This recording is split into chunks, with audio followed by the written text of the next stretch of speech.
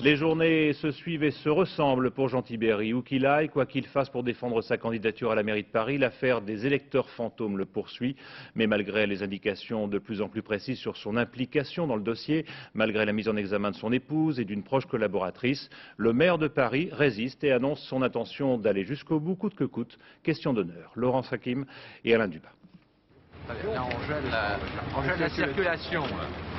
Je gêne, c'est le nouveau leitmotiv de Jean Tibéry pour expliquer ses ennuis judiciaires et ceux de son entourage. En visite à Belleville, les derniers fidèles sont à ses côtés. Le conseiller en communication Jean-Pierre Labro et le secrétaire général de la mairie Bernard Bled. Et pour montrer qu'on serre les rangs, même le directeur de cabinet a fait le voyage. À l'affiche d'un cinéma en ruine, la journée au cirque promet des heures inoubliables. Jean Tibéry doit y tenir sa conférence de presse sur la rénovation du quartier. Mais les affaires sèment un peu la panique dans l'organisation. Alors, on interrompt la conférence et Jean Tibéry s'enferme dans sa voiture avec son porte-parole pour donner une interview téléphonique sur le dossier des faux électeurs.